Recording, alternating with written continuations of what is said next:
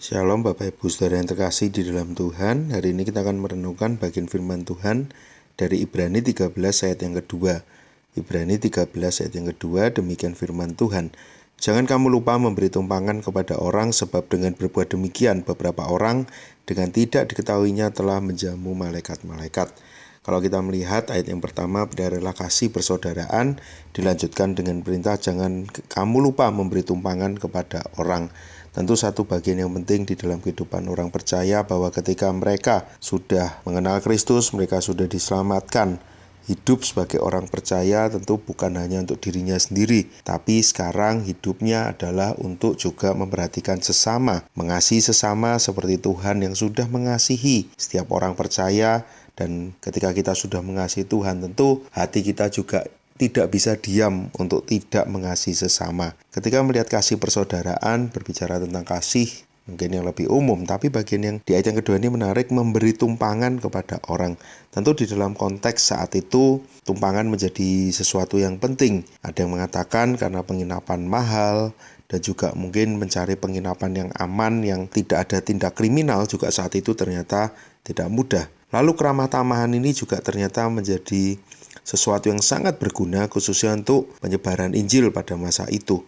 Ketika para misionaris keliling dari tempat ke tempat, ketika mereka harus ada di penginapan, mungkin mereka juga selain keluar biaya, tetapi ketika diberikan tumpangan, ada banyak kesempatan oleh para pemberita Injil untuk bisa menceritakan tentang Kristus kepada keluarga tempat mereka tinggal. Mereka boleh ada di sana tentu dengan satu tujuan. Bahkan mungkin ada orang-orang yang bisa datang ke rumah itu untuk mendengarkan pesan Injil yang disampaikan oleh setiap para pemberita Injil ini. Kalau kita melihat lanjutannya, sebab dengan berbuat demikian beberapa orang tidak diketahuinya telah menjamu malaikat. Di catatan Alkitab, kalau kita ingat di Kejadian 18 dan 19, bagaimana Abraham dan Lot tanpa mereka sadari telah menjamu malaikat. Ayat ini mengatakan hal yang sama. Ketika kita melihat apa yang kita lakukan, tentu di dalam rencana Tuhan, apa yang kita lakukan, itulah yang memang Tuhan mau. Dan ketika kita menjalaninya, mungkin kita merasa ini biasa.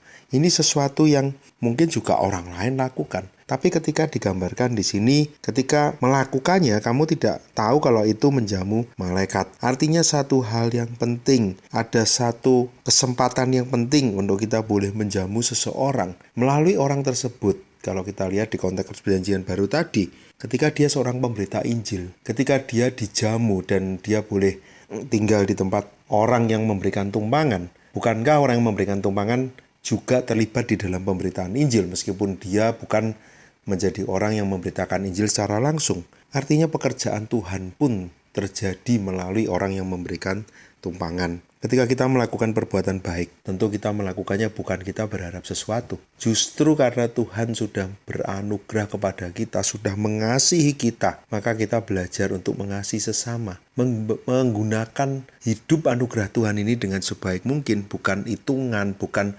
memikirkan kepentingan kita, kesenangan kita. Tapi kita juga memperhatikan sesama. Karena jangan-jangan melalui apa yang kita lakukan, ada pekerjaan Tuhan yang besar yang sedang dipercayakan melalui apa yang kita lakukan itu. Ketika kita mungkin menolong seseorang, mungkin Tuhan ingin melakukan hal besar lewat orang itu, dan kita pun boleh dipakai ambil bagian di dalamnya. Mungkin dalam konteks gereja, ketika kita mengajar sekolah minggu, mungkin kita melayani, kita tidak tahu anak ini akan menjadi apa nantinya. Tetapi ketika kita melayani dengan baik, menyambutnya dengan baik, bahkan memberitakan Injil dengan baik, kita melayani, menggembalakan dengan sebaik mungkin. Ketika anak ini nanti dipakai Tuhan menjadi alat Tuhan yang luar biasa, bukankah kita juga ada di sana dan kita juga sudah melakukan sesuatu? Semoga kita tidak kehilangan kesempatan untuk boleh terlibat di dalam pekerjaan Tuhan. Contoh memberikan tumpangan tentu hal yang menarik karena di dalam perbuatan kasih. Seringkali ada orang yang berkata, aku bisa menolong apa? Justru hal ini menunjukkan ada banyak pelayanan yang sebetulnya kita bisa lakukan. Tidak ada pelayanan yang lebih besar, yang lebih kecil. Ketika Tuhan mau memakai kita, mau memakai apa yang kita bisa lakukan, hal besar boleh terjadi. Dan jangan sampai kita sia-siakan kesempatan itu. Menolong sesama, mendukung sesama, menyambut sesama, menjamu sesama, supaya pekerjaan Tuhan boleh terus berjalan, Injil terus diberitakan. Mari kita berdoa. Bapa di surga, kami bersyukur untuk setiap anugerah Tuhan di dalam hidup kami. Kasih Tuhan yang begitu besar. Kami mau belajar mengasihi sesama kami. Kami mau hidup saling mendukung, menguatkan, mendoakan, supaya pekerjaan Tuhan yang besar boleh dinyatakan melalui hidup kami. Di dalam nama Tuhan Yesus kami berdoa. Amin.